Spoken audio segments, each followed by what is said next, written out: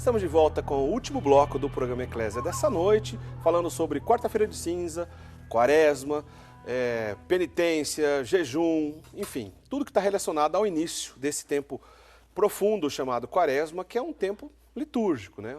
Aliás, o padre já explica para a gente daqui a pouquinho, ainda nesse bloco, essa ideia de tempo litúrgico, de onde veio e por que isso acontece há tanto tempo. É que a gente vai começar falando nesse último bloco sobre outro assunto, que eu deixei combinado no bloco anterior. Né? Eu lembro que a gente estava conversando sobre o costume na quaresma, que se mantém ainda vivo em muitas paróquias, a gente encontra isso em bastante paróquia, de cobrir os santos com um tecido roxo nesse período da quaresma. Né? E o padre estava explicando esse sentido, a penitência, o sentido penitencial que isso tem durante a quaresma, enfim. A gente chegou na questão, mais uma vez, do culto aos santos, né? Como eu estava dizendo no bloco anterior, a gente sempre fala nesse assunto e sempre tem gente com dúvida, não faz mal, a gente sempre repete, não tem problema. Vamos lá, vou fazer a pergunta ao senhor clara e objetiva, como nós recebemos aqui por diversas vezes durante o ano, Padre Wander. A Bíblia não proíbe fazer imagens? Que história é essa dos católicos que andam fazendo imagens durante todo esse tempo na qual existe a igreja e a gente não acaba adorando esses santos? Católico não adora santo? Isso não está errado, Padre Wander? Boa. Bom, eu lanço um desafio para o Eclésia, Eric. Fazemos no futuro um programa só sobre a questão das imagens, mas todo sobre a questão do culto aos santos e às imagens. Mas vamos simplificar um pouco, vamos tentar responder de uma forma geral o que isso significa, tá bem? Vamos lá. Primeiro, quando no livro do Êxodo existe a proibição dada pelo Senhor a Moisés, ligada ao mandamento, não farás para ti escultura de tudo aquilo que está acima da terra ou debaixo bem do céu. O texto muito claro quando nós temos no capítulo 20 do Êxodo a prescrição dos mandamentos. A primeira coisa é, Israel vinha do Egito, mais uma daquelas culturas e civilizações politeístas. E em todas as civilizações politeístas, ou seja, que tentaram encontrar o caminho de volta para Deus por si mesmos. Porque, no fundo, foi isso que aconteceu nessas culturas. Tentaram encontrar o caminho de volta para Deus por si mesmos, e aí falharam. Porque aí foram multiplicando cada vez mais uma experiência mais vazia, uma experiência mais absurda, foram multiplicando os seus falsos deuses a partir de crenças ocas. Eu vou dar um exemplo. Sim. Em todas as culturas antigas, a egípcia, a persa, a babilônica, a romana, as forças da natureza eram cultuadas como deuses. O sol, a lua, o vento, as águas, que é um exemplo, para os egípcios, Ra, a lua, Kenaton, o sol, deuses. Por que que o Gênesis vai falar que Deus criou o sol e a lua, um luzeiro para presidir o dia e outro à noite? Para dizer, Deus coisa nenhuma.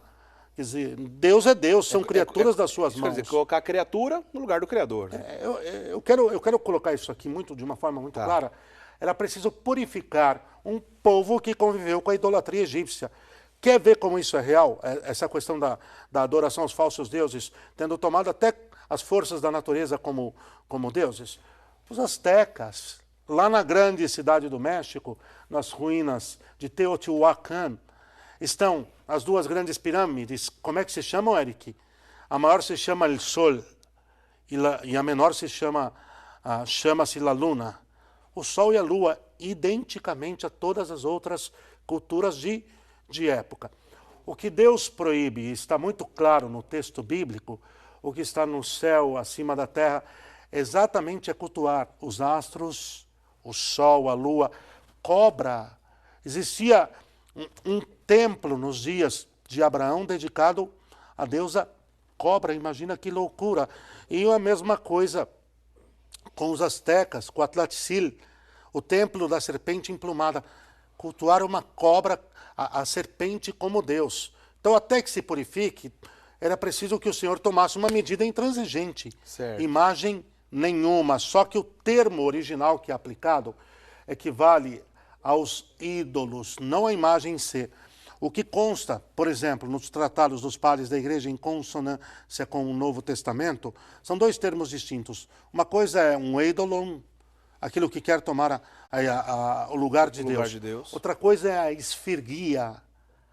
São Paulo diz que Cristo é a esfirgia tu teu, a imagem de Deus. Cristo é a imagem de Deus. Tanto é que muito mais tarde, e aí já no livro dos Reis, capítulo 6, o próprio Senhor vai liberar o embelezamento do templo com os 2 querubins. Com os 2 querubins à sua entrada, e aí as imagens dos bois e dos leões. Aí precisa entender um pouco que isso era até algo presente na época. Certo. Então o primeiro dado é que a proibição está ligada a uma idolatria. A uma idolatria. E Íris e Osíris e Kenaton e Ra, e daí por diante, nada, acabou. E a presença de Deus, do único e verdadeiro Deus, espiritualmente junto ao seu povo, é o que basta. É mais ou menos aquilo, quer dizer, para você curar um vício, você não pode fazer concessões. Você tem que extirpá-lo totalmente ou você não extirpa. Mais tarde, o próprio Senhor não só permite como abençoa a utilização de imagens. Daí que quando na tradição católica, já desde o primeiro momento, e basta-se voltar às catacumbas, nas catacumbas, Eric, as imagens, as pinturas primitivas, de uma maneira bem rudimentar, bem rústica, mas elas já estão presentes.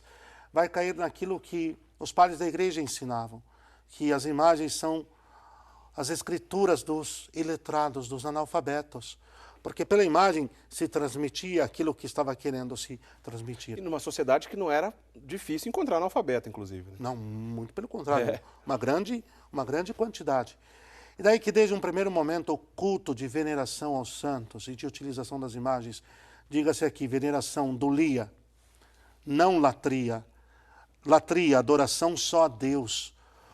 Por isso que não é uma idolatria, porque nós não adoramos santo nenhum.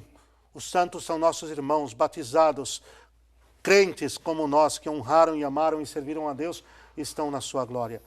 E as imagens são sacramentais. Eu não vou reduzir também aquela coisa, você não tem uma fotinha aí no seu RG? Eu não vou por aí não, porque vai dar errado. Esses tempos eu vi um dos nossos irmãos separados falando num programa, não, mas eu não me ajoelho diante da fotinha do meu RG. Eu falei, calma lá, meu querido.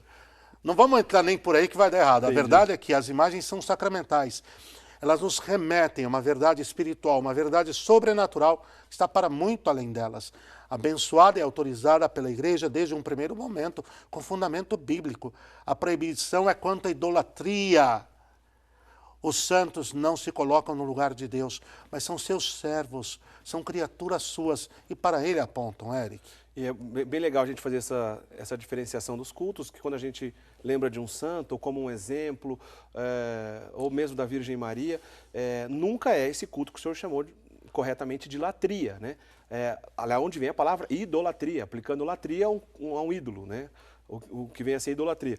Então, latria, o culto só a Deus. Dulia, como o padre disse, esse culto de veneração, respeito aos santos. Apenas para Nossa Senhora que tem uma diferença, que é a hiperdulia. Uma hiperdulia. Que é, vamos dizer assim, um respeito ao extremo. Uma grande veneração. Legal. Uma veneração acima de todas as outras em relação a ela. Então, meu querido, é preciso estudar um pouco de história, entender o que aconteceu no passado, por que se deu a proibição ali, e logo na sequência a reconstrução da importância de se utilizar a imagem como apoio à compreensão do mistério de Deus.